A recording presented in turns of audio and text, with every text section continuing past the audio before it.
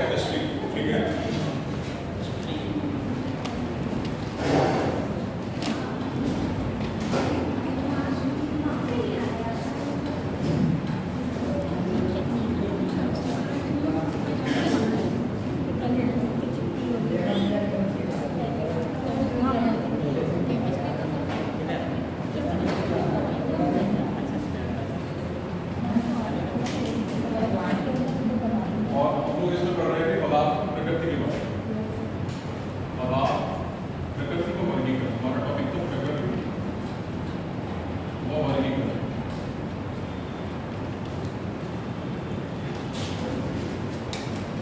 पिछली क्लास में हमने ये देखा था पदार्थ किसे कहोगे, पदार्थ किसे कहेंगे ये देखा, पदार्थ के गुण देखे और पदार्थ के गुणों के आधार पर वर्गीकरण देखा, ठीक है।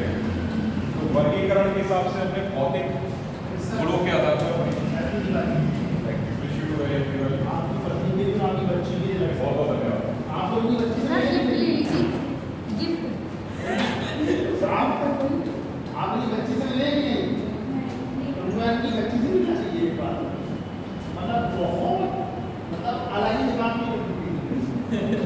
तो आवाज आ रही है बेटा, माइक की आवाज आ रही है, नहीं आई, माइक की आवाज आ रही है, हमारी माइक की आवाज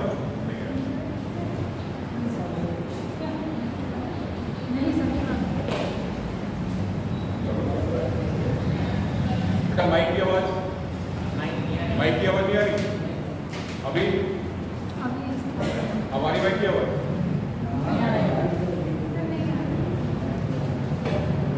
हमारी माइक की आवाज निकाल ही दीजिए सर आप। मुझे ज़्यादा क्या दूसरा पड़ेगा,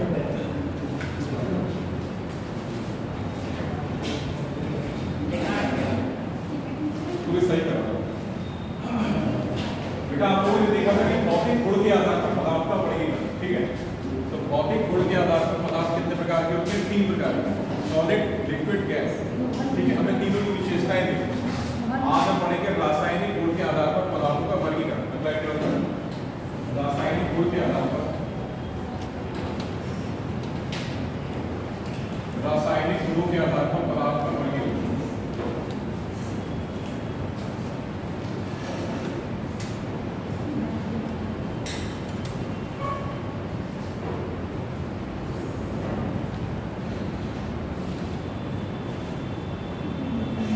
ठीक है बेटा, हमारा जो अगला टॉपिक है रासायनिक गुणों के आधार पर पदार्थ का वर्गीकरण, ठीक है। तो रासायनिक गुणों के आधार पर पदार्थों को 3 भागों में बांटे, तत्व में, यौगिक और मिश्रण, ठीक है। तो भी नाम देंगे। तो इसके आधार पर पदार्थों को 3 भागों में बांटा गया है, 3 भाग हैं। इसमें पहला है हमारा तत्व, तो इंग्लिश में लिखते हैं एलिमेंट,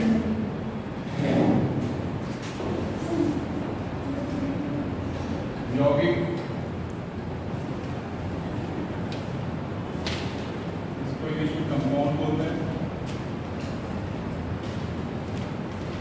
और मिश्रण, इसको बोलेंगे मिक्सचर, ठीक है। तत्व को दोबारा बांटा जाएगा धातु और अधातु में, धातु और अधातु। बेटा अगर पीछे तक आवाज ना पहुंच रही हो तो जो बच्चे का सीट खाली है वहाँ आगे बढ़ जाए, ठीक है। और यौगिक को बांट देंगे कार्बनिक और अकार्बनिक यौगिक।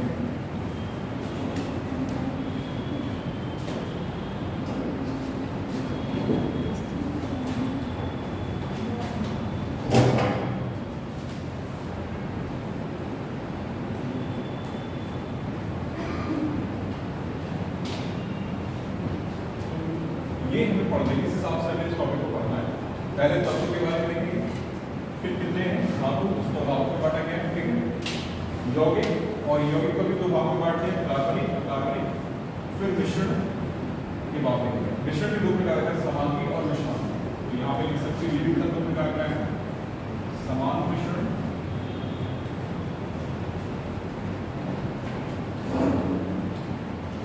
और एक है विषमान मिश्रण। विषमान मतलब जिसमें इसके जो अवयव है उसके समान नाम है।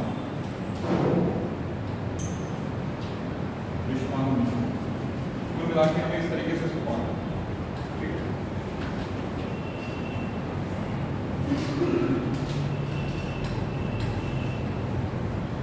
नंबर 1 हाइड्रोजन तत्व यानी एलिमेंट,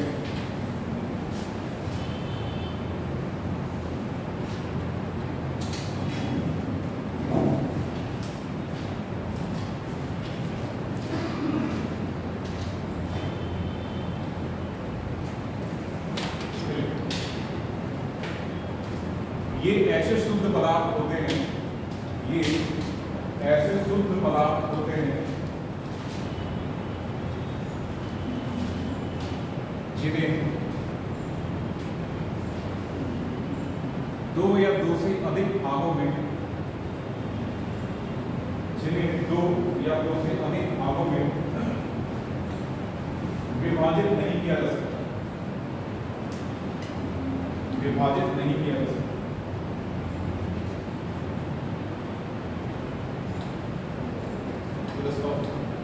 तत्व एक ही प्रकार के, तत्व एक ही प्रकार के परमाणु से मिलकर बना हुआ, तत्व एक ही प्रकार के परमाणु से मिलकर बना हुआ। उदाहरण,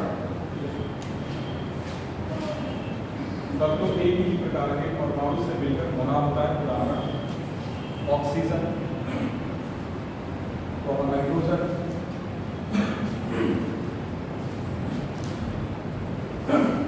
लोहा इत्यादि। एक चीज ध्यान से सुनो, जो भी हमारी आवर्त सारणी में जितने भी वहाँ पे नाम लिखते हैं वो सब तत्व ही, हाइड्रोजन, हीलियम, लिथियम, बेरिलियम वगैरह, ठीक है। इस तरीके से जो भी है हमारे, ये सारे के सारे तत्व ही हैं। क्या बताते हैं, इन्हें दो वर्गों में बांटा जाता है, इन्हें दो वर्गों में बांटा जाता है। नंबर 1 धातु, नंबर 1 धातु यानी मेटल, नंबर 2 अधातु यानी नॉन मेटल।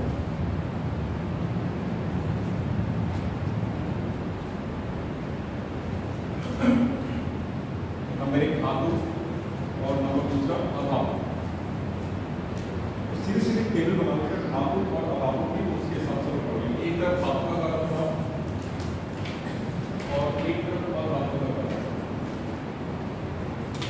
और इस तरीके से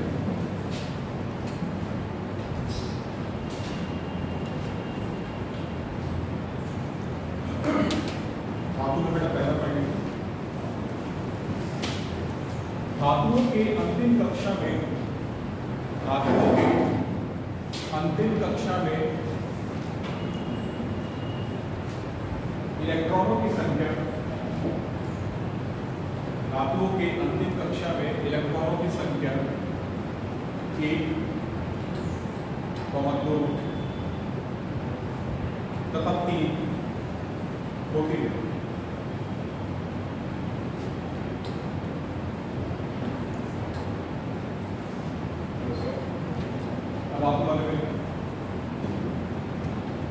इनकी अंतिम कक्षा में, इनकी अंतिम कक्षा में इलेक्ट्रॉनों की संख्या, इलेक्ट्रॉनों की संख्या 4, 5, 6 या 7 हो सकती है, हो सकती है।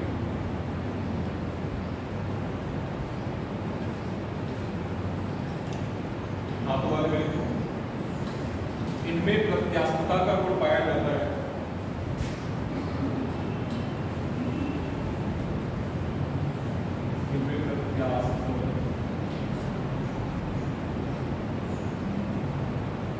इनमें प्रत्यास्थता का गुण पाया जाता है और ये आघात वर्तनीय होती है, और ये आघात वर्तनीय। धातु वाले फॉर्म में लिखना है, मध्यस्थता का गुण पाया जाता है तथा ये आघात पर नहीं होती। आघात पर किस मतलब जाते हो, जैसे लोहे को अगर पीटे तो वो क्या होता है, फैल जाता है, तो वही आघात पर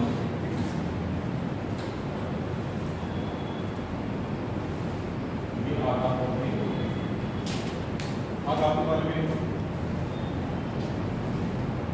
धातुएं अंकुर होती, अंकुर ये किस तरह धातुएं अंकुर होती, सॉरी धातुएं अंकुर होती और धातुएं अंकुर होती। अगला पॉइंट को धातु वाले में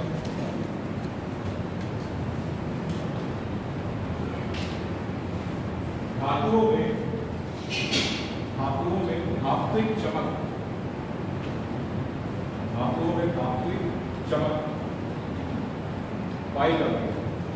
धातुओं में धात्विक चमक पाई जाती है। आपने कभी भी सोना देखा है ना, सोना तो वो चमकता है, अपने आप चमकेगा, चांदी चमकेगी, लोहा भी चमकता हुआ दिखाई देगा। ये नहीं मतलब मतलब उसकी अपनी चमक, तांबे की भी अपनी चमक, ठीक है। तो धातु वाले तौर पर इनमें धात्विक चमक नहीं होती, इनमें धात्विक चमक नहीं होती।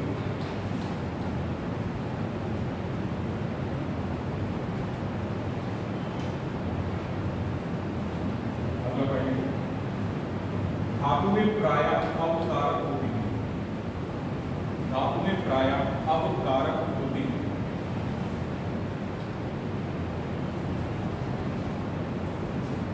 धातुएं प्रायः अवकारक होती हैं।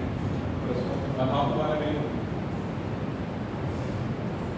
अधातुएं प्रायः ऑक्सीकारक होती हैं।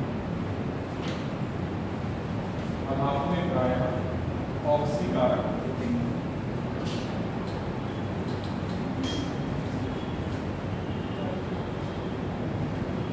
धातु वाले में अगला पॉइंट,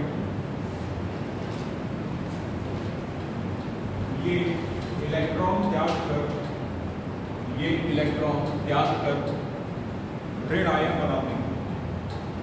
ये इलेक्ट्रॉन त्याग कर ऋण आयन बनाते हैं, सॉरी ऋण आयन के लिए बनाएंगे। ये इलेक्ट्रॉन त्याग कर धनायन बनाते हैं। इलेक्ट्रॉन त्याग कर धनायन मतलब इनको पॉजिटिव चार्ज, ठीक है। इलेक्ट्रॉन त्याग कर धनायन बनाते हैं।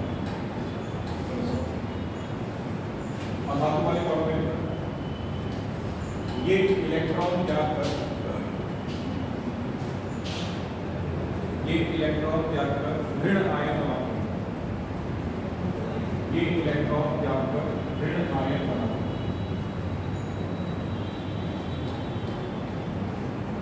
धातु वाले के अगला पॉइंट, धातुओं के ऑक्साइड, धातुओं के ऑक्साइड क्षारीय प्रकृति के होते हैं। धातुओं के ऑक्साइड क्षारीय प्रकृति के होते हैं। धातु वाले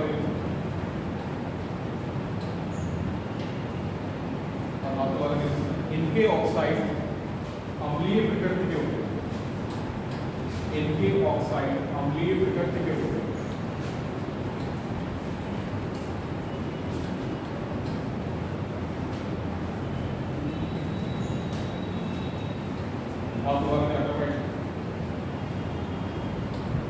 धातुएं ठोस अवस्था में पाई जाती है। धातुएं ठोस अवस्था में पाई जाती है केवल पारा को छोड़कर। धातुएं ठोस अवस्था में पाई जाती है केवल पारा को छोड़कर।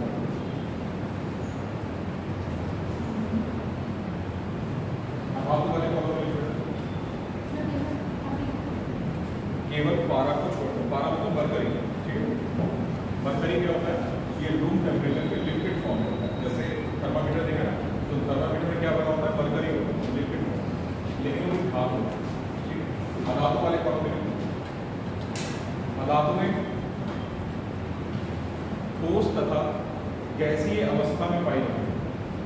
अधातु में ठोस तथा गैसीय अवस्था में पाई जाती है। केवल ब्रोमीन को छोड़कर, केवल ब्रोमीन को छोड़कर जो कि जलीय अवस्था में पाया जाता है, जो कि द्रव अवस्था है, जो कि द्रव अवस्था में पाया जाता है, केवल ब्रोमीन को छोड़कर जो कि द्रव अवस्था में पाया जाता है। ठीक है बेटा, तो ये तो हो गया हमारे धातु और साथ साथ हमने अंतर भी देखी है ना, पॉइंट्स की यानी कि विशेषता के साथ साथ अंतर भी होगा। ठीक है, अगला है बेटा यौगिक। यौगिक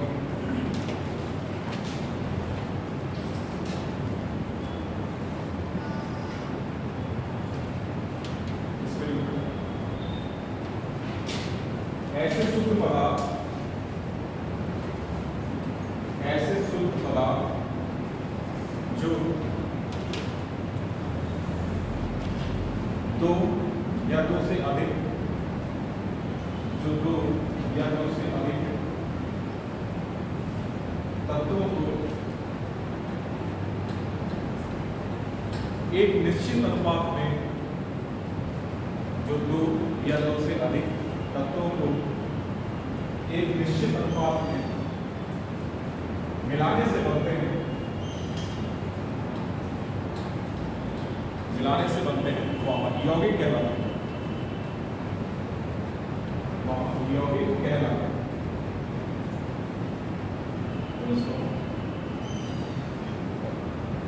इसमें अगला पॉइंट,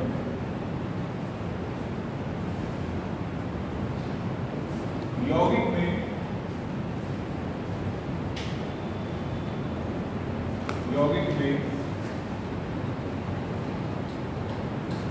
अवयवी तत्वों के गुण, यौगिक में अवयवी तत्वों के गुण भिन्न भिन्न होते हैं, अवयवी तत्वों के गुण भिन्न भिन्न होते हैं।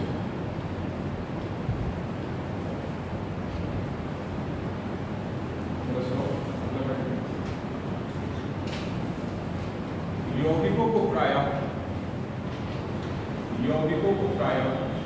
भौतिक विधियों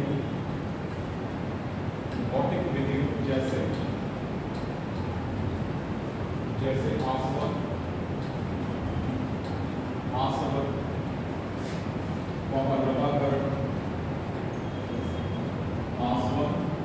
लवाकरण, ऊर्ध्वपातन,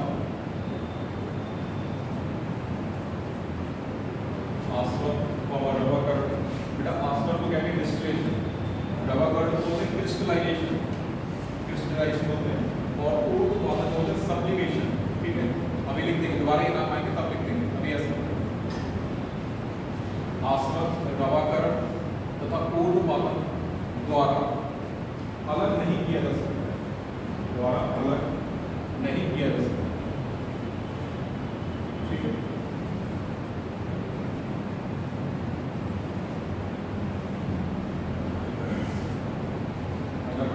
रसायन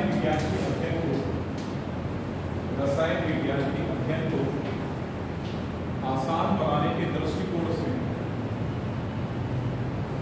रसायन विज्ञान के अध्ययन को आसान बनाने के दृष्टिकोण से यौगिकों को दो भागों में बांटा गया है। यौगिकों को दो भागों में बांटा गया है।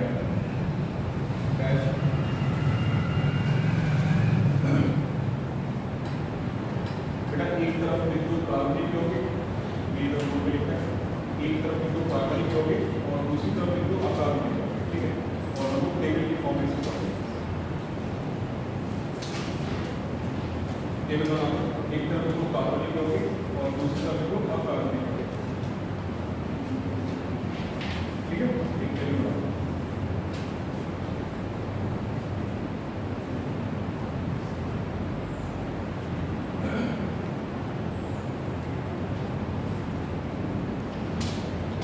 कार्बनिक वाले कॉलम में लिखो,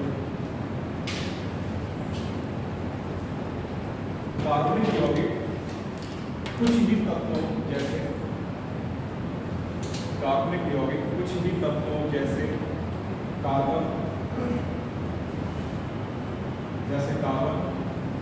हाइड्रोजन,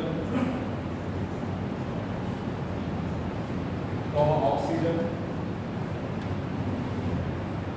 नाइट्रोजन के मिलने से बनते कार्बन, हाइड्रोजन, ऑक्सीजन तथा नाइट्रोजन के मिलने से बनते हैं। कार्बनिक वाले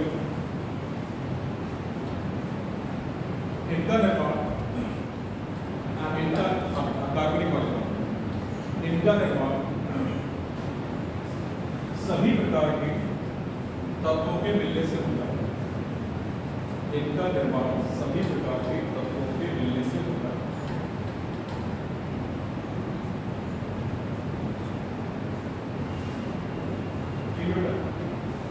कार्बनिक की ये परिभाषा यहाँ पे खत्म नहीं होगी। कार्बनिक की परिभाषा एक और भी है। ऐसे यौगिक जो हमारे शरीर से संबंधित है या शरीर में पाए जाते हैं वो कार्बनिक है। फॉर एग्जाम्पल अगर हम CO2 को यहाँ पे लिखते हैं, कितने बच्चे कहेंगे कि ये कार्बनिक है या कार्बनिक है? कार्बन भी है, ऑक्सीजन भी है, पर कितने बच्चे इसको बोलेंगे कि ये कार्बन है, कार्बनिक है या कार्बनिक है? बेटा सिर्फ इतना ज़्यादा चाह रहा हूँ, कितने बच्चे इसको कार्बनिक बोलेंगे और कितने कार्बनिक? और कोई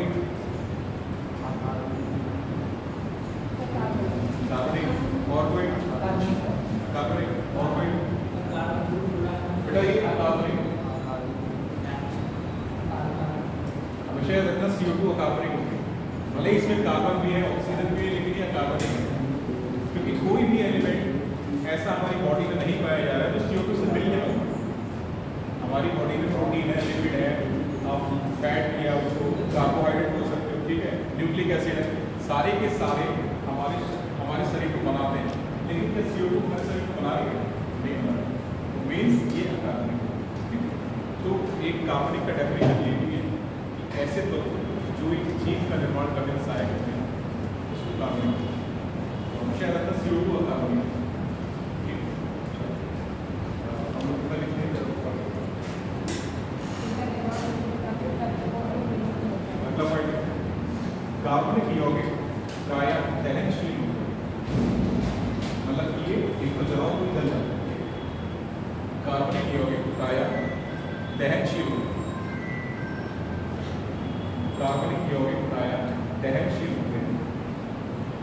इसको समझने के लिए ऐसे कोई व्यक्ति मर जाता है, उसमें आग लगा तो जल जाता है, और व्यक्ति बना किससे? कार्बनिक यौगिक से बना, मीन्स सभी के सभी जलते हैं। हम लोग ये लिखते हैं कार्बनिक यौगिक प्रायः दहनशील होते हैं। कार्बनिक वाले ये प्रायः अदहनशील होते हैं। ये प्रायः अदहनशील होता है। कार्बनिक वाले ये प्रायः अदहनशील होते हैं।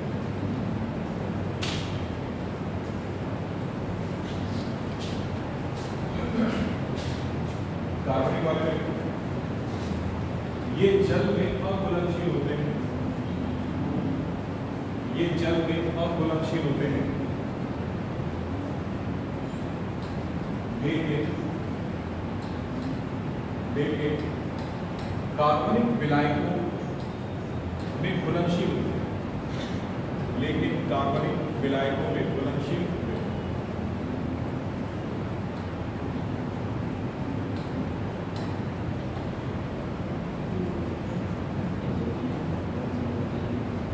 ठीक है, क्या लिखता है? लेकिन कार्बनिक आइसे लिखता है, लेकिन कार्बनिक विलायकों में घुलनशील होते हैं।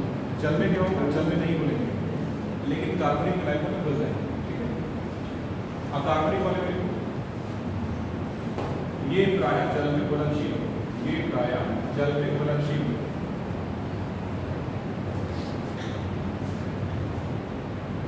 कार्बनिक वाले में अगला पॉइंट, ये सह संयोजक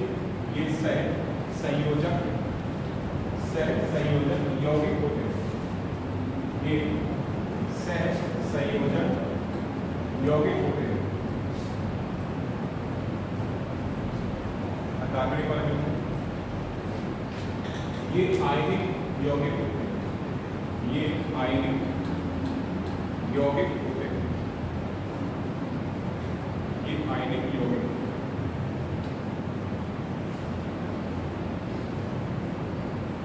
एक लास्ट में कार्बनिक वाले में इनके गुण विद्युत के कुचालक होते हैं, इनके गुण विद्युत के कुचालक होते हैं। मतलब अगर इनका गोल बना के यहाँ पे विद्युत पास कराओगे तो वहाँ पे विद्युत पास नहीं होगी, ठीक है, मतलब नॉन कंडक्टर ऑफ इलेक्ट्रिसिटी, ठीक है। तो हम लोग कार्बनिक में लिखा गया इनके गोल विद्युत के कुचालक, कार्बनिक वाले इनके गोल विद्युत के सुचालक, इनके गोल विद्युत के सुचालक।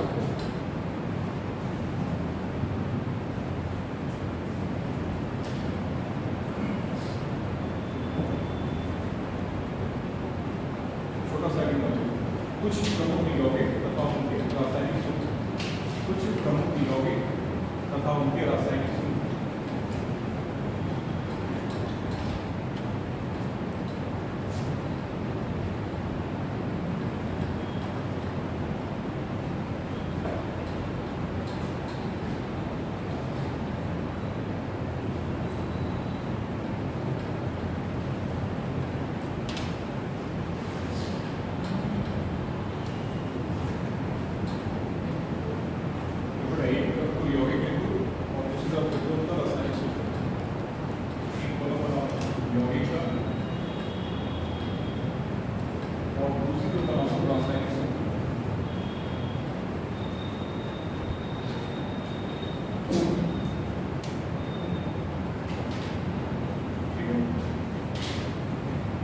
पहला देखो नमक जो परफेक्ट,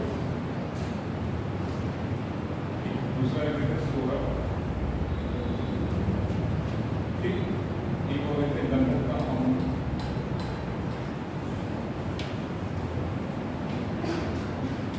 जिप्सम, फिटकरी,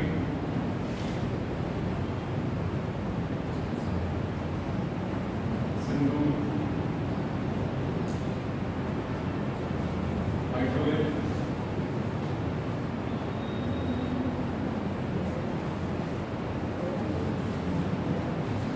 नीला धोखा, नीला धोखा,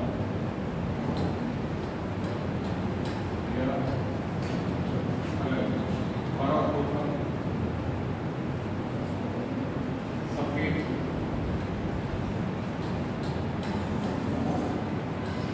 पहले इनके आपको क्या बताऊंगा,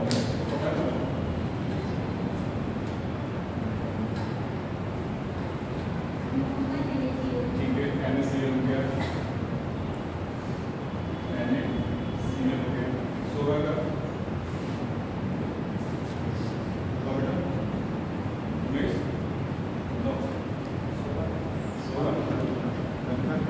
पोटेशियम नाइट्रेट NaNO3 बोलेंगे, गंधक का हो गया, SO4 हो गया, जिप्सम का बेटा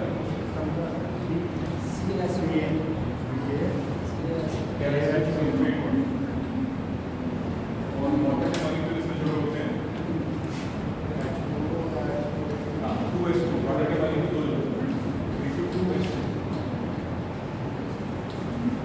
फिटकरी का क्या होता है तो समय को बता रहा हूँ, P2SO4 का होता है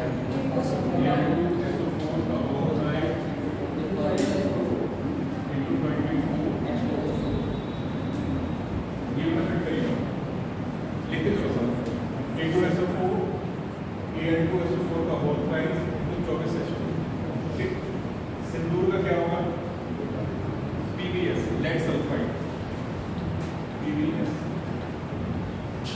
इसको लेड सल्फाइड हाइड्रोलेट का क्या होगा CaH2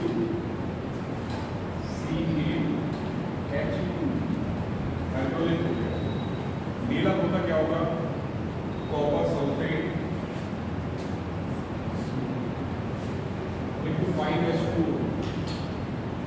copper sulphate into 5H2 हरा तो क्या हो जाएगा फेरस सल्फेट into 7H2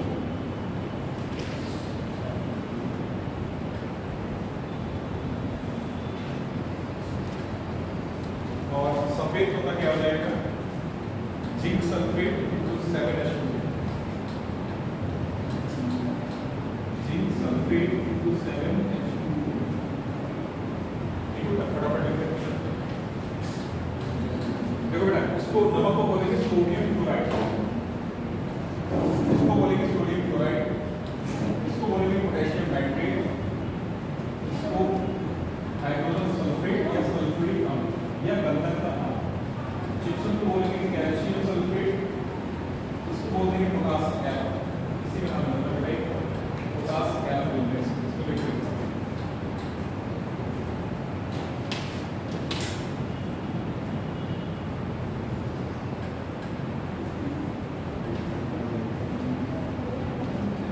इसी को बोलते हैं पोटासियम एल्फ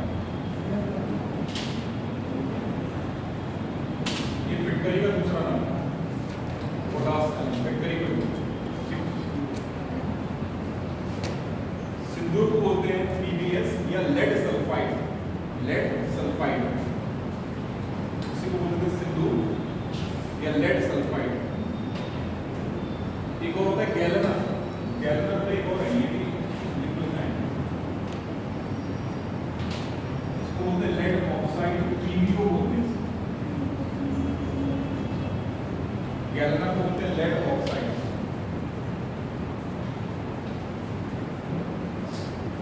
हाइड्रोलेट को बोलते हैं CaH2 यानी कैल्शियम हाइड्रोक्साइड नीला होगा कॉपर सल्फेट हरा होगा फेरस सल्फेट सफेद होगा जिंक सल्फेट और एक गैलेना यानी लेड ऑक्साइड बस केवल इधर वाले नाम याद रखो और एक सूत्र याद रखो बाकी लोगों को सब चल जाएगा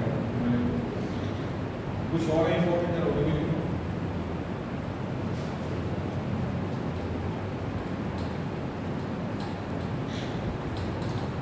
बेटा में ऊपर के क्वेश्चन करो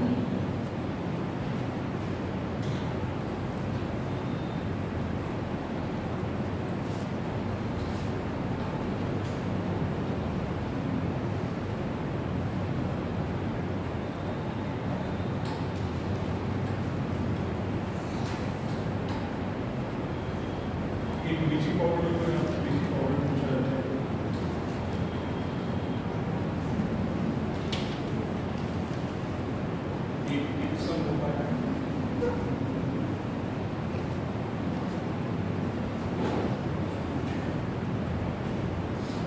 एक चिली साल्ट मीटर होता है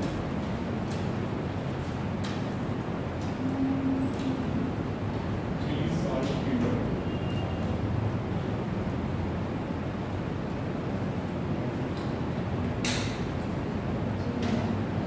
इतना बहुत क्लोरोसिल सप्लीमेंट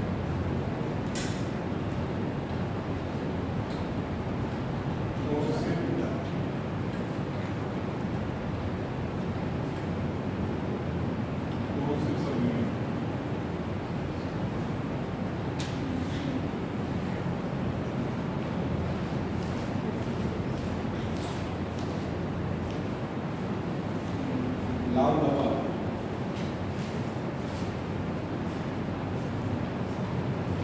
लाल दवा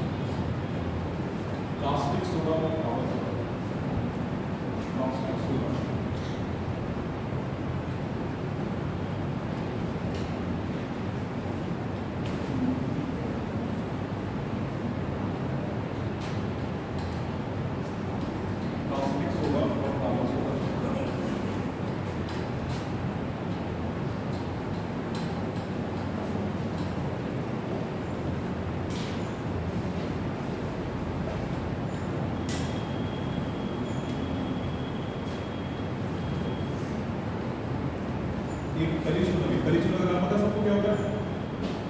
कलिचुनव का सूत्र पता नहीं पता है? कलिचुनव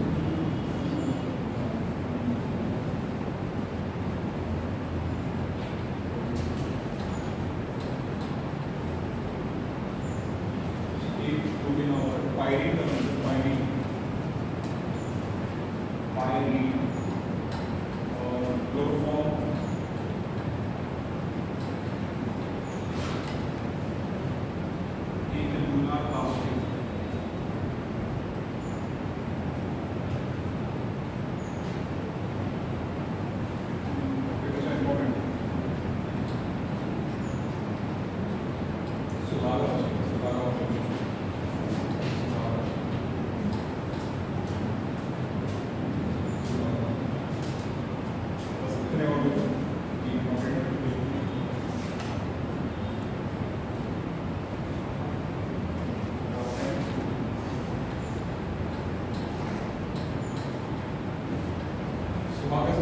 शुरुआत कर रहे हैं।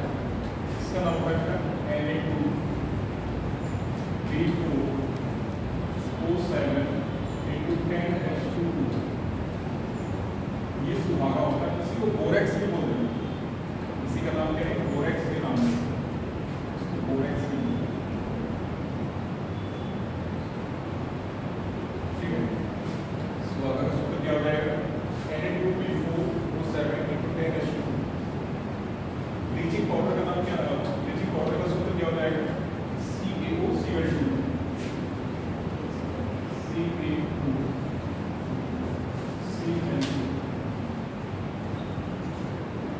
CaOCl2 calcium hypochloride. रासायनिक नाम किसका क्या हो जाएगा? Calcium hypochloride. लेकिन सिर्फ इतना याद रखो, इसका सूत्र क्या है? CaOCl2। इप्सम का क्या हो जाएगा? MgSO4 into 10H2।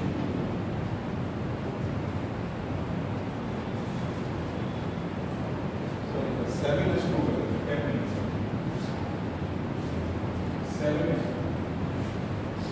MgSO4 into 7H2। Chilli sulphate क्या हो जाएगा? Sodium nitrate NaNO3।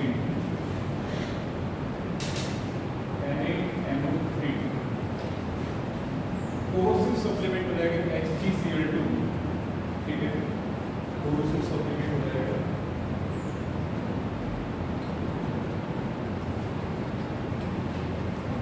HgCl2।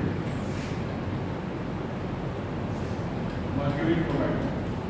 लाल नमक कहते हैं potassium permanganate KmNO4।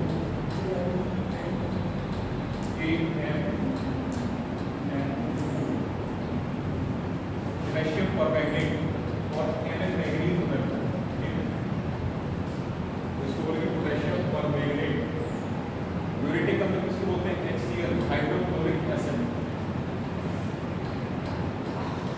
HCl। Caustic soda किसको कहेंगे? KOH potassium hydroxide KOH। हावा सोडा किसको कहेंगे? Sodium carbonate Na2CO3।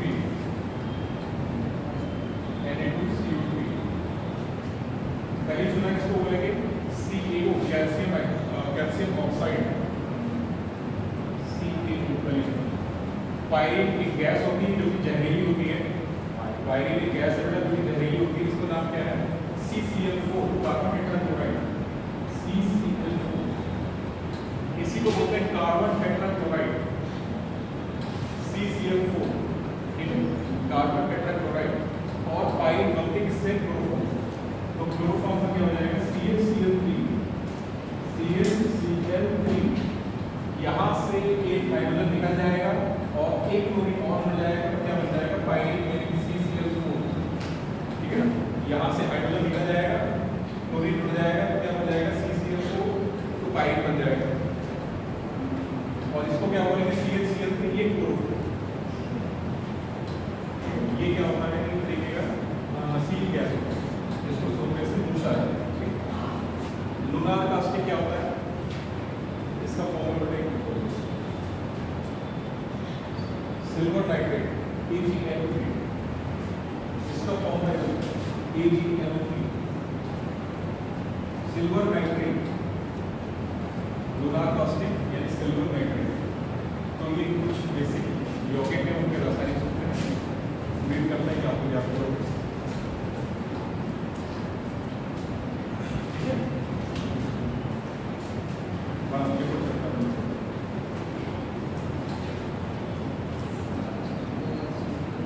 इसके बाद हम तीसरा टॉपिक पढ़ेंगे मिश्रण।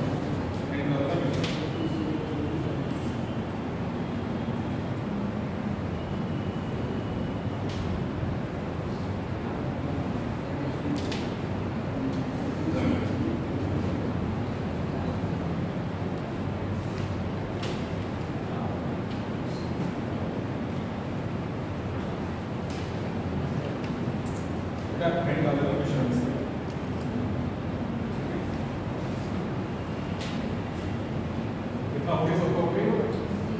दिखाया गया मिश्रण। जब दो या दो से अधिक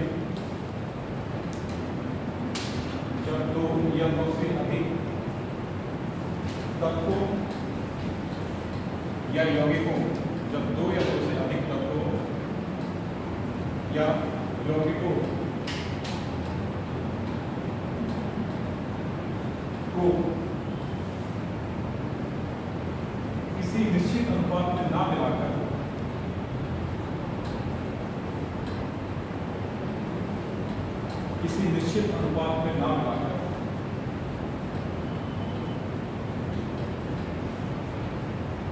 कोई नया पदार्थ बनाया जाए, किसी निश्चित अनुपात में ना मिलाकर कोई नया पदार्थ बनाया जाए तो उसे मिश्रण कहते हैं। ठीक है, तो यौगिक में क्या था कि वहां पे निश्चित अनुपात और यहाँ पे क्या अनिश्चित अनुपात, मतलब किसी भी तत्व का या यौगिक का अनुपात यहाँ पे निश्चित नहीं है। इसमें अगला पॉइंट मिश्रण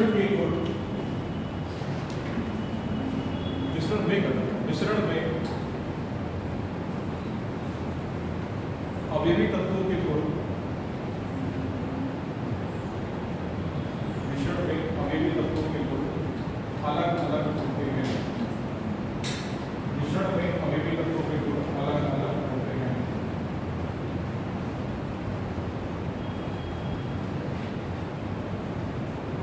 मिश्रण में अवयवी तत्वों के गुण अलग अलग होते हैं। मिश्रण को भौतिक विधियों, मिश्रण को भौतिक विधियों जैसे आसवन और रवाकरण, जैसे आसवन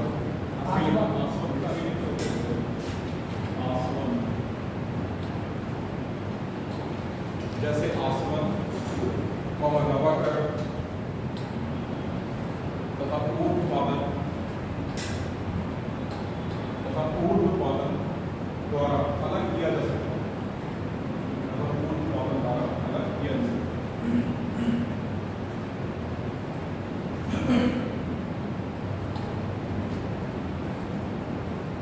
मिश्रण दो प्रकार के होते हैं। नंबर 1 समांगी मिश्रण,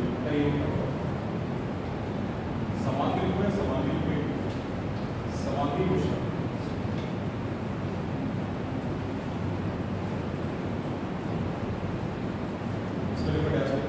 ऐसा मिश्रण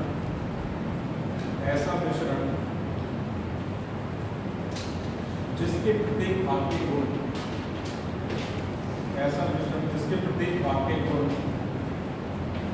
जैसे सांद्रण, घनत्व,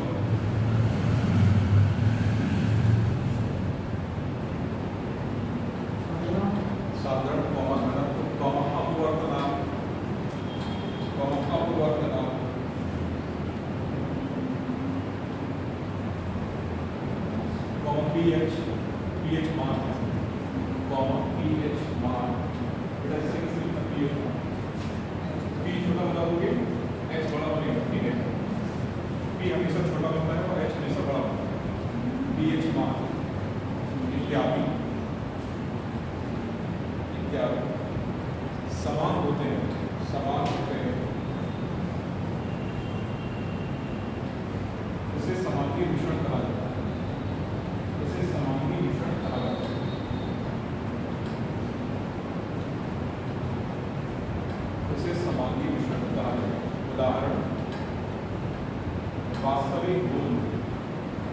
उदाहरण वास्तविक गुण, वास्तविक गुण यानी ट्रू सॉल्यूशन, गुण ये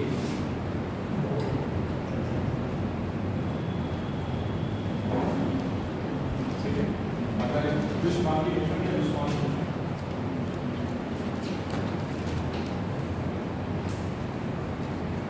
ऐसा मिश्रण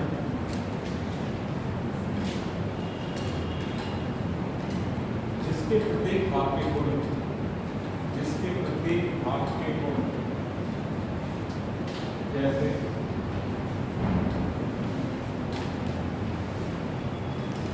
जैसे सांद्रण, घनत्व, अपवर्तनांक, सांद्रण, घनत्व, अपवर्तनांक, pH मान इत्यादि इत्यादि असमान होते हैं, इत्यादि असमान होते हैं। विषमांगी मिश्रण कहलाता है, विषमांगी मिश्रण कहलाता है। उदाहरण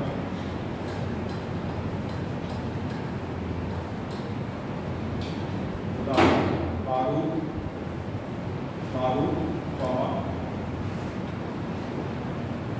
जल व तेल का मिश्रण, बारूद, जल व तेल का मिश्रण,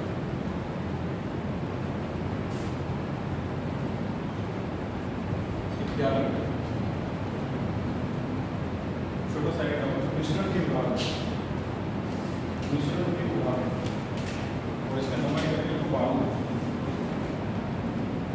मिश्रण के उदाहरण और नंबर एक वीडियो का बारूद।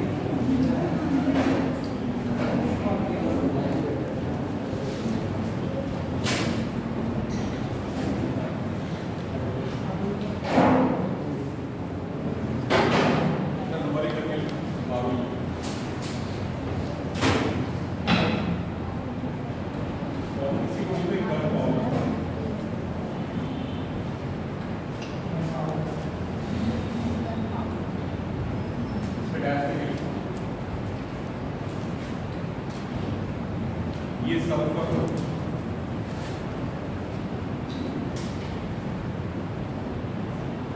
और चारकोल तथा 16 से मिलकर बना,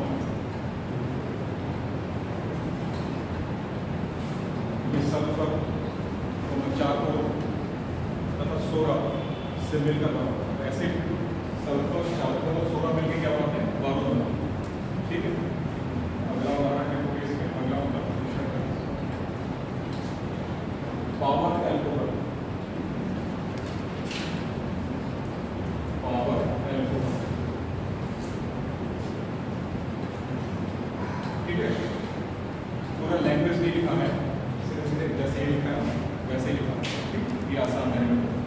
तो इसमें क्या होगा? पावर एल्कोहल में इसमें 4 पार्ट किसका होगा? पेट्रोल का होगा। ये 4 भाग किसका होगा? पेट्रोल होगा और 1 भाग किसका होगा? एल्कोहल। इसको बोलते हैं पावर एल्कोहल। 1 भाग किसका हो जाएगा? ये यूं कह सकते हो कि पेट्रोल और एल्कोहल का अनुपात कितना होगा? 4:1। ठीक है। पेट्रोल और एल्कोहल का अनुपात कितना होगा? 4:1। तो इसमें 4 भाग पेट्रोल का और 1 भाग किसका होगा? एल्कोहल। इसे क्या बोलोगे? Power alcohol. Body of mixture, body of mixture.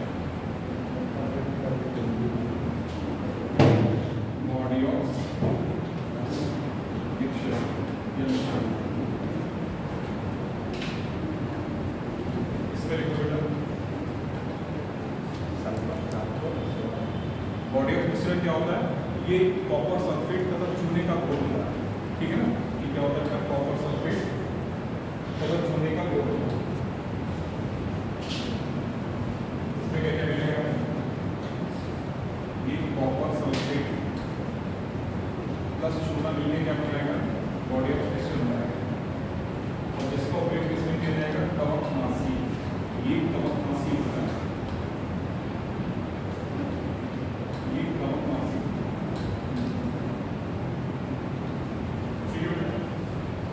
Body of mixture ये पूछा जाए क्या होता है, ये कवकनाशी मतलब कवक को मारने वाला फंगिसाइड।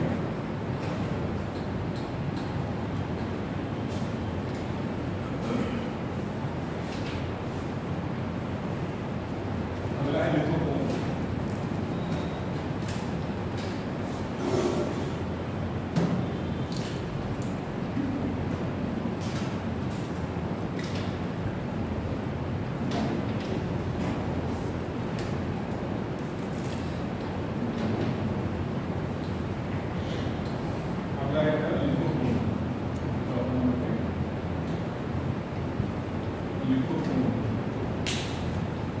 ये क्या होता है, ये बेरियम सल्फेट और जिंक सल्फाइड का घोल होता है।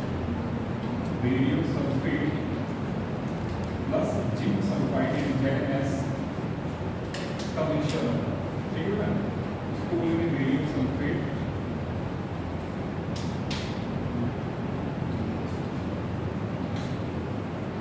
और उसको बोलेंगे जिंक सल्फाइड।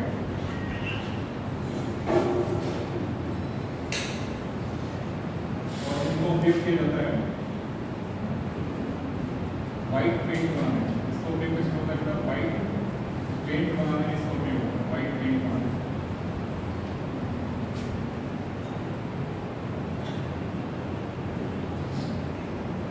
ठीक है, उपयोग किसमें होगा, वाइट पेंट बनाने।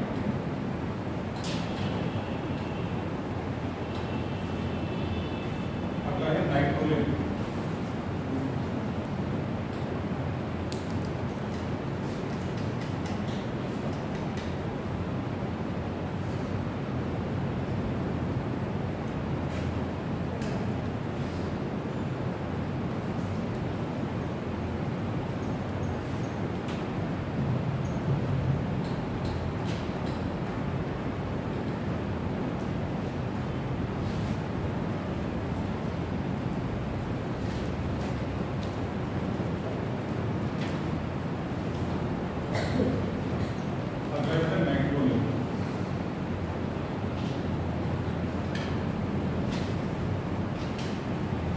ये किससे मिलने वाला होगा, कि कैल्शियम साइनामाइड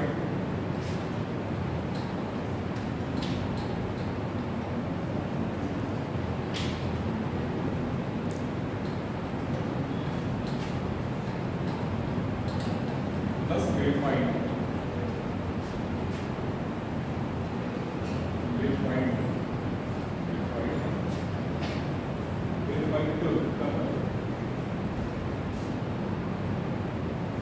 ग्रेफाइट।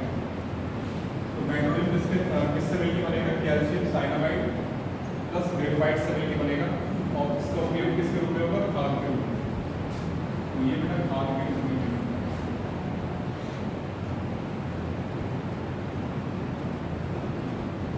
खाद के रूप में। अगला है कार्बोजेन।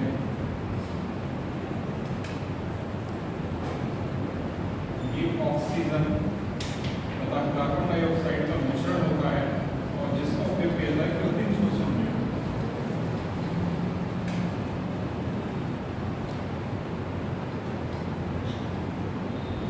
कार्बोजेन ऑक्सीजन और CO2 का मिश्रण होगा, जिसका उपयोग किया जाएगा कृत्रिम श्वसन में। Equal to soda lime.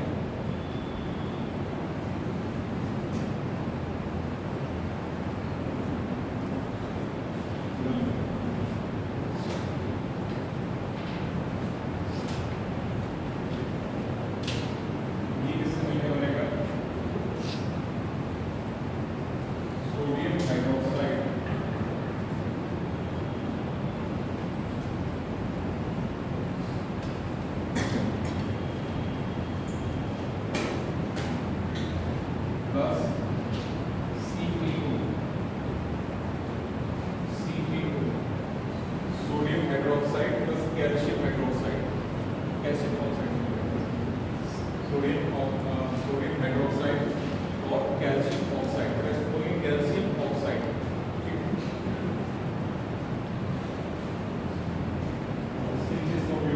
इसका उपयोग विभिन्न गैसों को अवशोषित करने के लिए किया जाता है। इसका उपयोग विभिन्न गैसों को अवशोषित करने के लिए किया जाता है। इसका उपयोग विभिन्न गैसों को अवशोषित करने के लिए किया जाता है।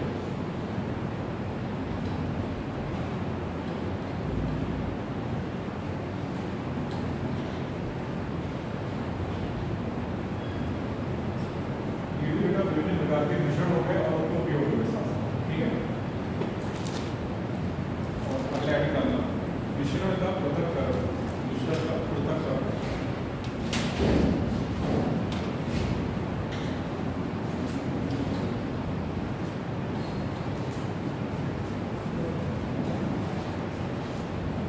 मिश्रण का पृथक्करण क्या है? मिश्रण को निम्न विधियों द्वारा पृथक किया जा सकता है। मिश्रण को निम्न विधियों द्वारा पृथक किया जा सकता है। नंबर 1 आसवन,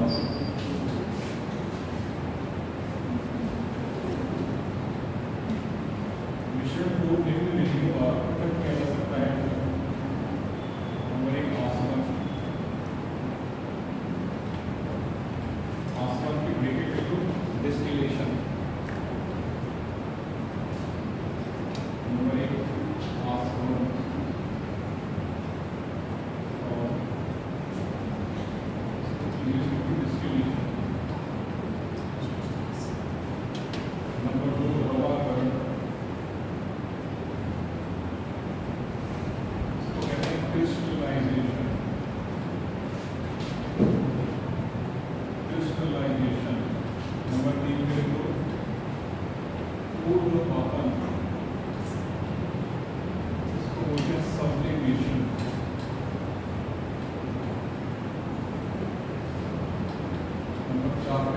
क्रोमैटोग्राफी।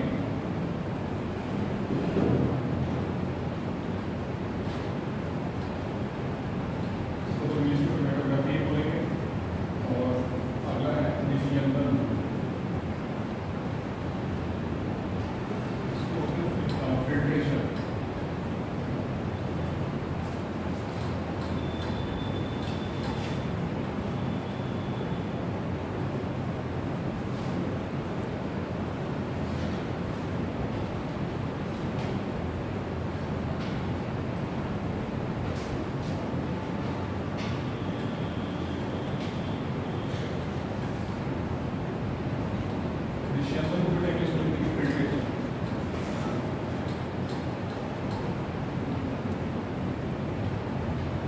और नंबर 3 हेड डाउन के आसपास, वही हेड डाउन के आसपास। इसको समझ में आता है।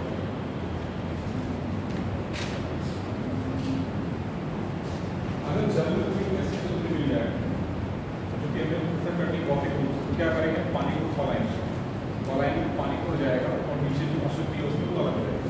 उसको बोलेंगे आसपास। तो आसपास जल किस विधि से बनाया जाता है? आसपास के बराबर। आसपास जल किस विधि से बनाया जाएगा? आसपास विधि से बनाया जाएगा आसपास जल, ठीक है।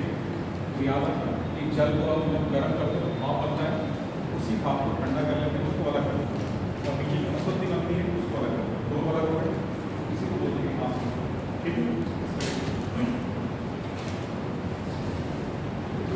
इसी वाष्पशील द्रव, इसी वाष्पशील द्रव को, इसी वाष्पशील द्रव को उसमें घुलित अवाष्पशील, उसमें घुलित अवाष्पशील अशुद्धियों, उसमें घुलित अवाष्पशील अशुद्धियों से पृथक करने के लिए, से पृथक करने के लिए आसवन विधि का उपयोग किया जाता है। से पृथक करने के लिए आसवन विधि का उपयोग किया जाता है।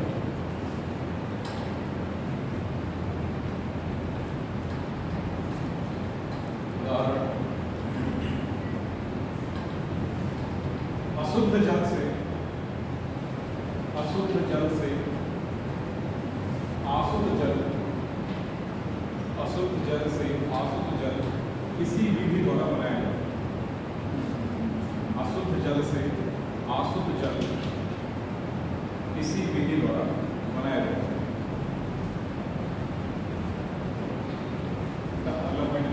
लवाकरण यानी क्रिस्टलाइजेशन, लवाकरण।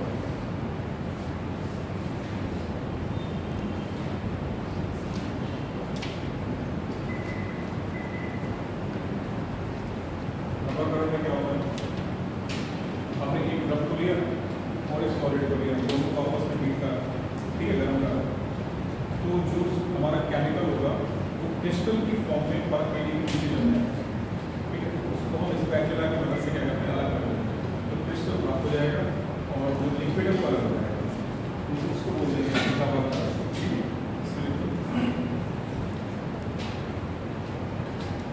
इस विधि का प्रयोग किसी लवेदार ठोस पदार्थ को,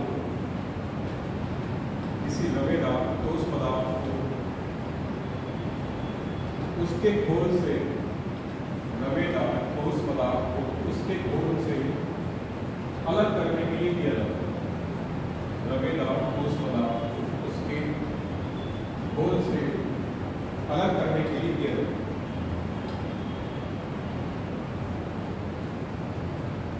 उदाहरण कॉपर सल्फेट के विलयन से, उदाहरण कॉपर सल्फेट के विलयन से, कॉपर सल्फेट के विलयन से कॉपर सल्फेट को अलग करना। कॉपर सल्फेट के विलयन से कॉपर सल्फेट को अलग करना। दूसरा उदाहरण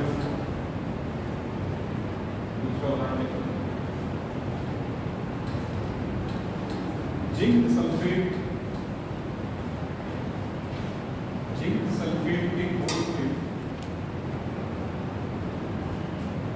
जिंक सल्फेट के घोल से जिंक सल्फेट को अलग करना। जिंक सल्फेट के घोल से जिंक सल्फेट को अलग करना।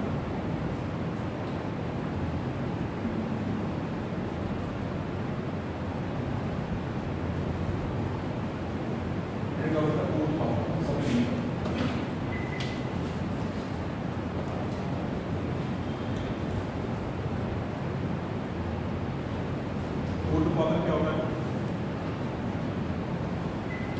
जब किसी ठोस को बिना द्रवीय अवस्था में परिवर्तित हुए सीधे गैस बन जाए, ठीक है, यानी कि द्रव अवस्था में ना आकर सीधे गैस बन जाए, तो उसको क्या बोलेंगे? कपूर उत्पादन। जैसे कपूर द्रव में नहीं बदलता है, सीधे सीधे गैस में बदल जाता है। कपूर क्या है हमारा? कपूर उत्पादन क्या कहते हैं? ठीक है, जब दो ठोस पदार्थों के मिश्रण को, जब ठोस पदार्थों के मिश्रण में, जब दो ठोस पदार्थों के मिश्रण में एक पदार्थ ऊर्ध्वपाती होता है, एक पदार्थ ऊर्ध्वपाती,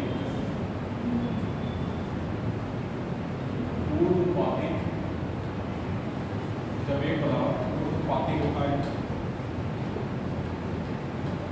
तथा दूसरा अनुपूर्वपाती होता है, तथा दूसरा अनुपूर्वपाती होता है,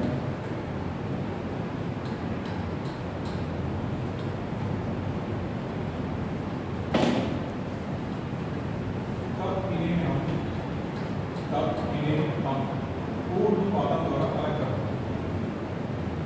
तब इन्हें हम ऊर्ध्वपातन द्वारा अलग करते हैं।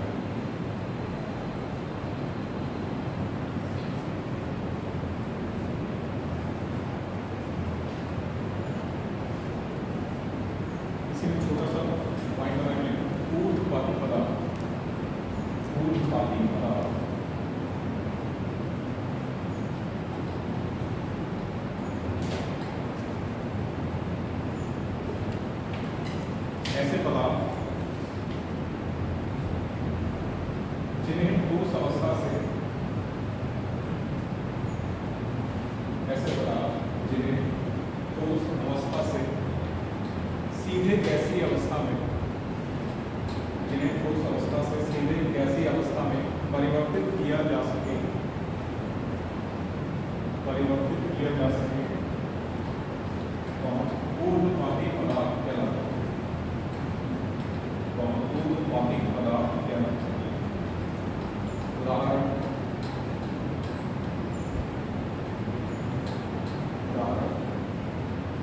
नैप्थलीन,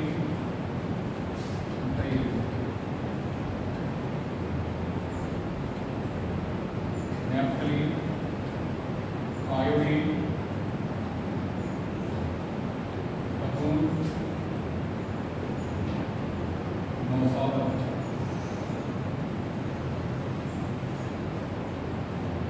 नैप्थलीन, आयोडीन, कपूर, नौसादा, ये सारे के सारे ऊर्ध्वपाती पदार्थ।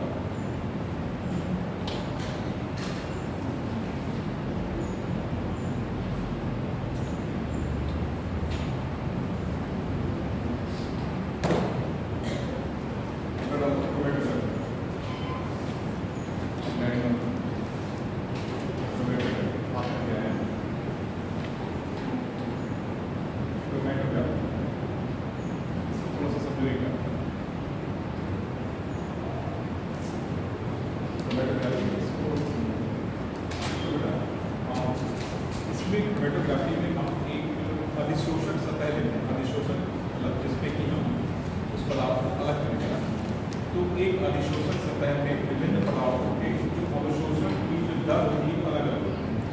ठीक है, अगर हमने मान लो ये पट्टी ले ली, ठीक है, ये पट्टी ले ली, इसको क्या बोलेंगे? अधिशोषक सतह। ठीक है, इसको हम एक विलयन में डुबाते हैं। ये इस तरीके से माना हमने इसमें एक घोल में डुबाया,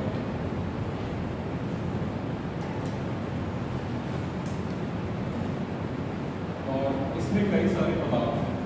इस घोल में क्या है? कई सारे ऑर्गेनिक कंपाउंड। ठीक है, तो ये क्या होगा? क्योंकि गीला है और ये पट्टी क्या है? सूखी है, जाहिर सी बात है ये द्रव के माध्यम से पदार्थ ऊपर चढ़ेंगे, है ना। अगर हम कपड़े को डालें तो कपड़ा धीरे धीरे गिरता जाता है, जल ऊपर चढ़ता जाता है। तो ऐसे ही इसमें क्या होगा? इस पट्टी पर ये जो घोल है हमारा ये ऊपर चढ़ेगा और घोल में ही क्या है? हमारे कुछ यौगिक है। ठीक है, तो कोई यौगिक माना कि हमने यहाँ पे आके रुक गया, ठीक है, कोई और यौगिक यहाँ पे आके रुक गया, ठीक, कोई और यौगिक थोड़ा और ऊपर आके रुक गया, कोई और ऊपर आके रुक गया।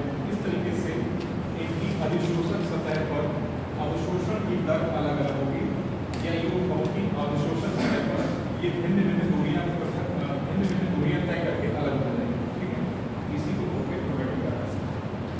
समझ आया? यहाँ पे कोई पदार्थ आकर रुक गया, एक यहाँ पे रुक गया, एक यहाँ पे रुक गया और एक यहाँ पे। ठीक है, तो इनकी क्या होगा? जो पदार्थ है इनकी अधिशोषक सतह पर अवशोषण की गति या चलने की दर अलग अलग होगी, और जहाँ हम जाने जाएंगे कभी भी एक बैंड बनाते जाएंगे इस तरीके से, तो हमें पता चलेगा कि ये कौन सा है। ठीक है, ये कौन सा पदार्थ हो गया, दूसरा यहाँ पे हो गया, फिर बदल जाएगी, दूसरा पदार्थ यहाँ आ गया, फिर तीसरा ये, फिर तीसरा। ठीक, इस तरीके से पता है।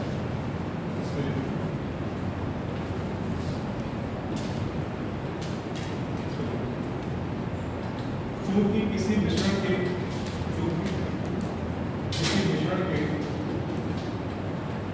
विभिन्न अवयवों की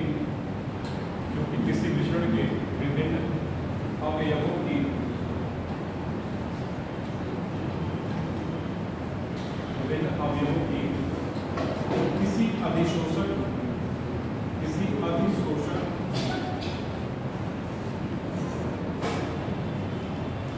अधिशोषक सतह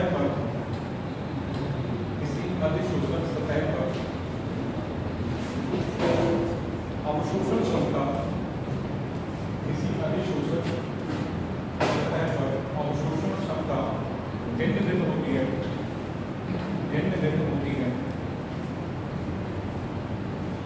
इसलिए जब किसी द्रव को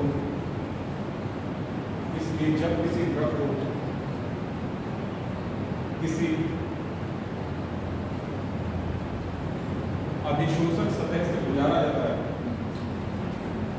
इसलिए जब किसी द्रव को अधिशोषक सतह से गुजारा जाता है तब विभिन्न अवयव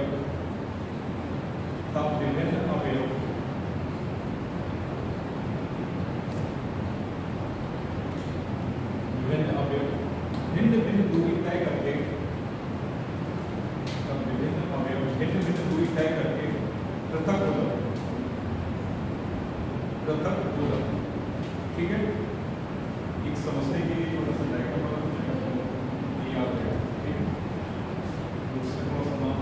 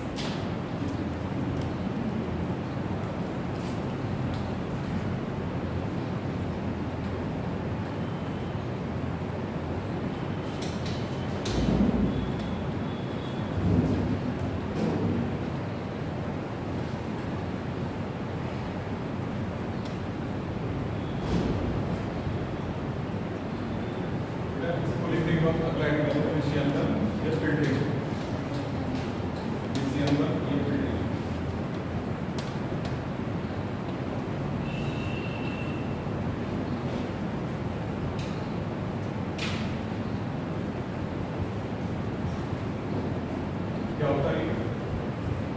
फिल्ट्रेशन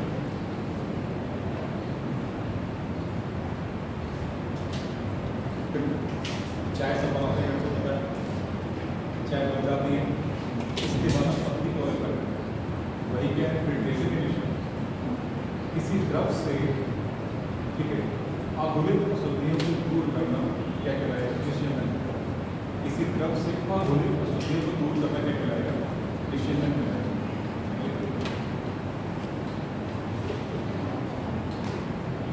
जब किसी द्रव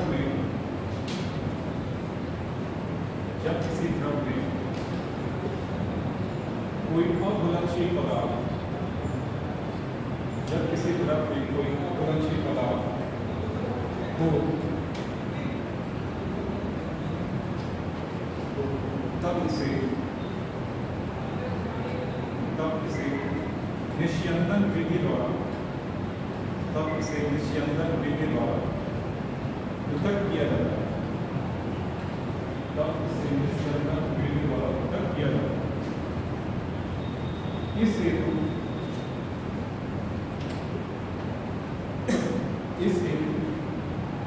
द्रव को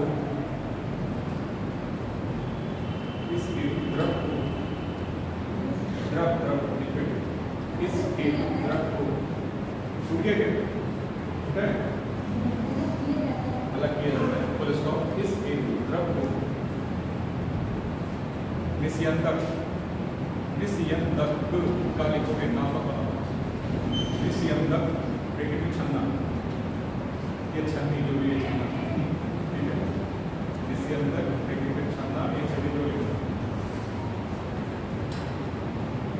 छन्नी से गुजारा जाता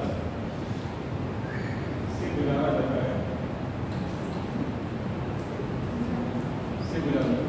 बनाती तो आप समझ लोगे कि पत्ती ऊपर जाती है और क्या जाती है।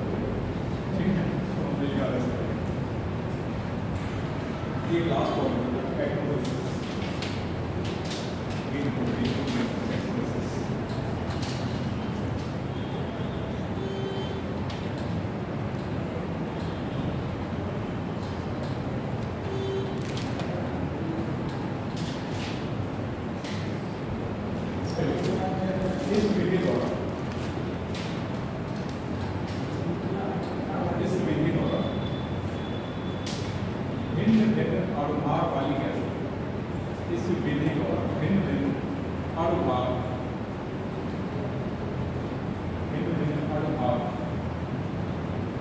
वाली गैसों को उनकी विसरण क्षमता के अनुसार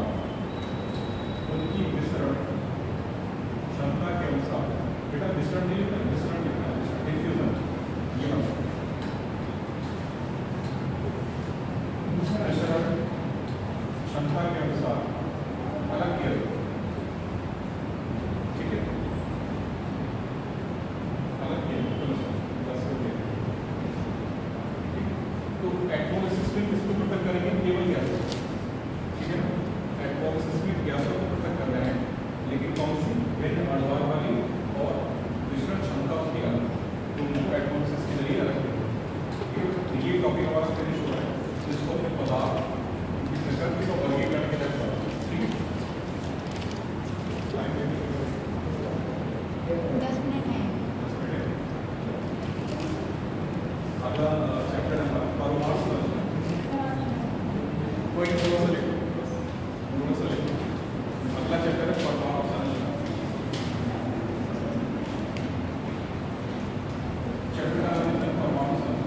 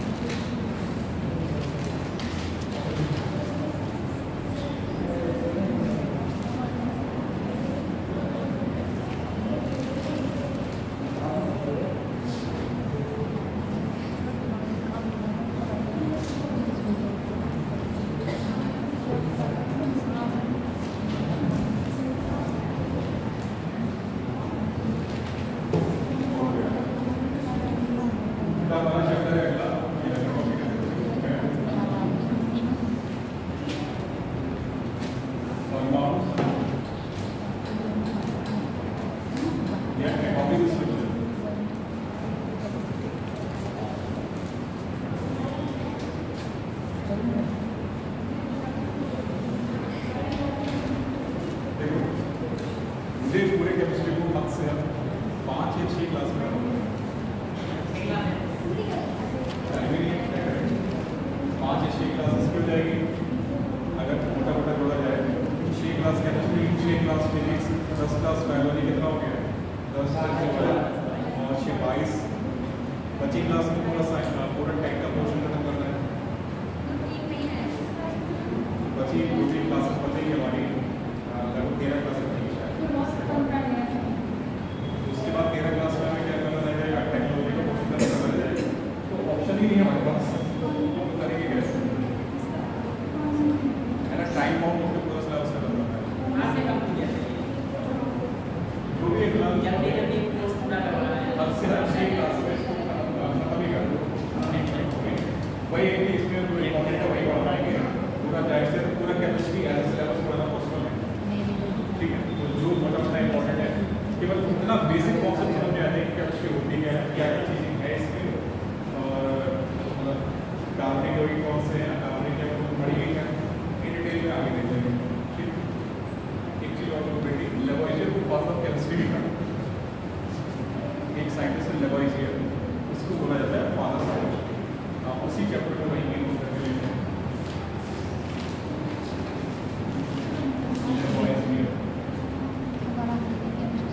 इनको बोला जाता है केमिस्ट्री के पिता। अच्छा, माता क्यों नहीं होती किसी सब्जेक्ट की? पिता ही एक ही रखता है स्टार्ट करेगा। किसी भी सब्जेक्ट के फादर ही होते हैं, तो माता क्यों नहीं होती? पिता ही क्यों होते हैं? विस्तार ही नहीं किया। लास्ट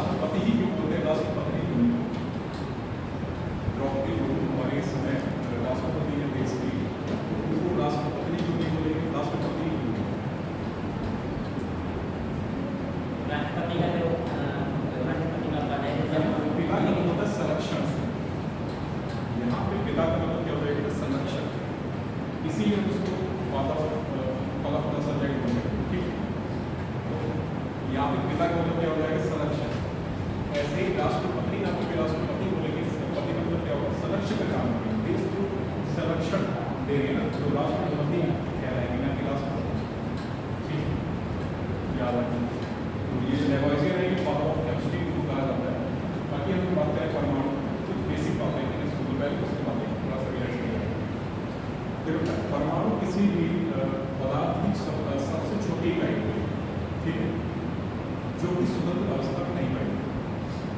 हम जो भी हैं, जितनी भी हमारी सराउंडिंग है, हम सभी में क्या है परमाणु। हम सभी, चाहे हम लिविंग हो या नॉन लिविंग हो, डजंट मैटर एट ऑल, ये कोई भी यहाँ पे मैटर नहीं कर रहा है। हम सब परमाणु से मिलते हैं, ये कैमरा, ये मोबाइल स्टैंड, जो भी है, और इवन हम सब मतलब जो भी चीज़ है सब परमाणु से मिलते हैं, ठीक है। तो किसी भी पदार्थ की सबसे छोटी इकाई क्या होगी? परमाणु, जो कि स्वतंत्र अवस्था में नहीं पाई जाएगी, ठीक है। परमाणु को विभिन्न वैज्ञानिकों ने अपने अपने मत दिए इसके संबंध में कि परमाणु होता है। तो सबसे पहला बताता है डाल्टन, ठीक है। इन्होंने ही परमाणु शब्द को दिया और इन्होंने ये बताया कि परमाणु को ना तो बनाया जा सकता है, ना ही नष्ट किया जा सकता है। मतलब कि क्या होगा, परमाणु जो है वो अविनाशी है। और साथ ही साथ उन्होंने एक बात और कही कि परमाणु को विभाजित भी नहीं किया जा सकता, मतलब ये अविभाज्य, ठीक है, इसे काटा ही तोड़ा नहीं सकता, तो अविभाज्य। तो डाल्टन ने दो बातें बता रहा है यहाँ पे कि परमाणु अविनाशी है और साथ ही साथ परमाणु क्या है, अविभाज्य, ठीक है। फिर इसके बाद में थॉम्सन, ठीक, तो थॉम्सन अपना जो है नोटेशन देते हैं कि परमाणु में कई सारे तत्व होते हैं, यानी कि बताया कि हाँ, परमाणु में क्या होता है, नेट जो है नेगेटिव, नेट जो है न्यूट्रल होता है। अगर बात करें परमाणु उदासीन होगा, पूरा का पूरा परमाणु क्या होगा, उदासीन होगा। कहने का मतलब ये है कि परमाणु में जो न्यूक्लियस होगा उस पर कैसा चार्ज होगा, प्लस का चार्ज होगा, और परमाणु के चारों जो इलेक्ट्रॉन है उस पर कितना चार्ज होगा, निगेटिव चार्ज होगा। तो पॉजिटिव और नेगेटिव चार्ज मिलकर क्या हो जाएगा, उदासीन हो जाएगा। तो जो परमाणु है उसमें नेट चार्ज कितना होगा, 0 होगा, मतलब वो उदासीन होगा। ये बात कौन बता रहे हैं, थॉम्सन बता रहे हैं। फिर एक साइंटिस्ट आते हैं रदरफोर्ड, ठीक है। रदरफोर्ड क्या बताते हैं कि परमाणु के भीतर एक संरचना पाई जाती है, उसको बोलते हैं न्यूक्लियस, ठीक है। परमाणु के भीतर एक संरचना पाई जाएगी, उसको बोलेंगे न्यूक्लियस। और परमाणु का सारा द्रव्यमान न्यूक्लियस में ही केंद्रित होता है और कुल जो धनावेश होता है वो न्यूक्लियस पे ही होता है। दो बातें कह रहे हैं, परमाणु का सारा द्रव्यमान न्यूक्लियस में ही केंद्रित होता है और परमाणु का जितना भी धनावेश होता है वो न्यूक्लियस में ही होता है, ठीक है। तो न्यूक्लियस के चारों ओर इलेक्ट्रॉन विभिन्न कक्षाओं में करने लगते हैं, ठीक है। तो इतनी बात रदरफोर्ड ने बताई, ठीक है। तो ये 3 साइंटिस्ट हैं, डाल्टन, थॉम्सन और रदरफोर्ड। फिर इसके बाद बात करेंगे परमाणु, ये तो परमाणु के, फिर बात करते हैं न्यूक्लियस, ठीक है।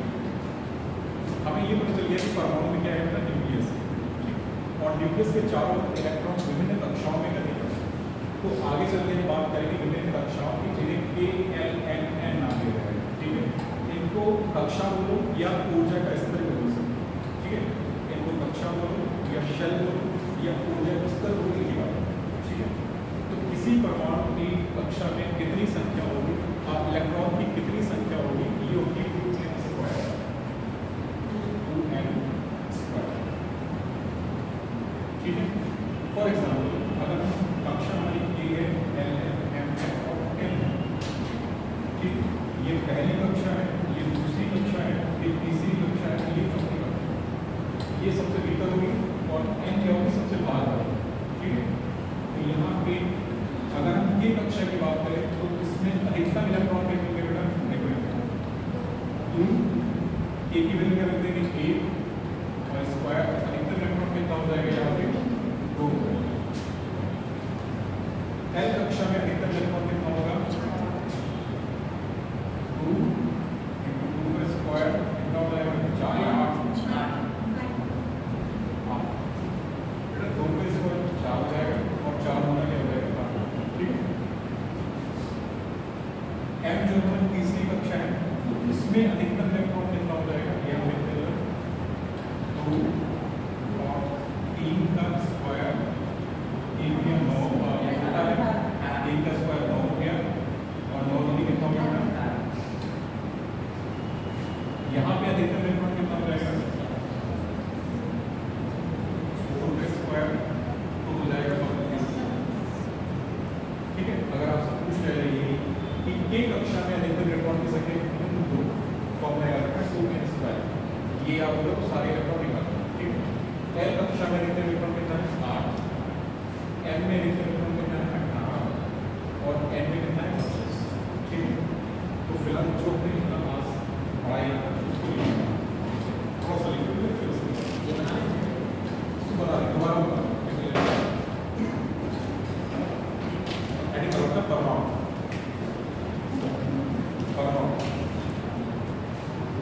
और परमाणु को इंग्लिश में लिखते हैं एटम। तो दो से तीन मिनट ठीक है उसके बाद फिर परमाणु और परमाणु को इंग्लिश में बोलते हैं एटम।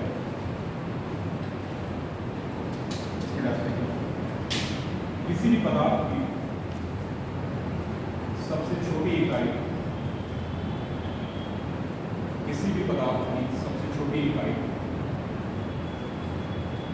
जो कि स्वतंत्र अवस्था में नहीं पाई जाती,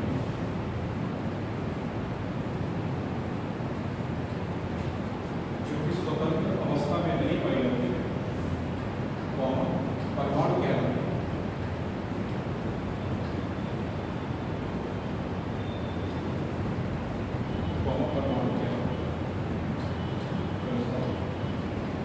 ये रासायनिक अभिक्रिया में भाग ले सकती है, ये रासायनिक अभिक्रिया में भाग ले सकती है।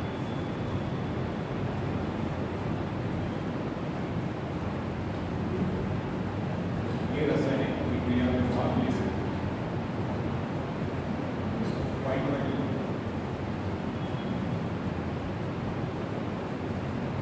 परमाणु शब्द को डाल्टन ने दिया, परमाणु शब्द को डाल्टन, परमाणु शब्द को डाल्टन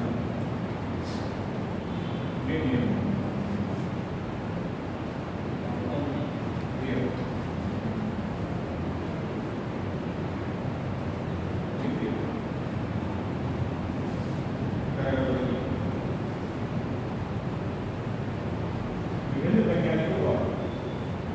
विभिन्न वैज्ञानिकों द्वारा परमाणु के संबंध में,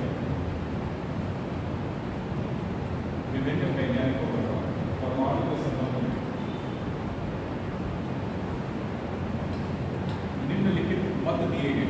निम्नलिखित मत मतलब विचार, तो निम्नलिखित मत दिए गए। नंबर एक डाल्टन, तो डाल्टन का परमाणु सिद्धांत, इस तरीके से पूरा ही डाल्टन का परमाणु सिद्धांत।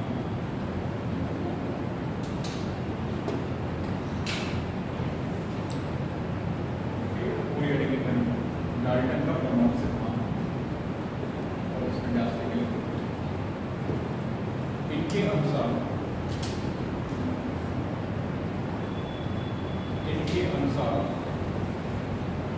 परमाणु को ना तो निर्मित किया जा सकता है, इनके अनुसार परमाणु को ना तो निर्मित किया जा सकता है, बनाया। इनके अनुसार परमाणु को ना तो निर्मित किया जा सकता है और ना ही इसका विनाश किया जा सकता है,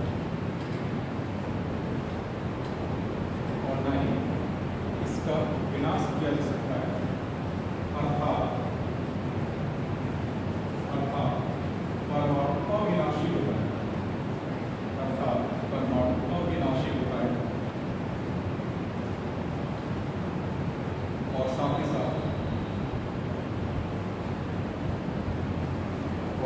साथ यह अविभाज्य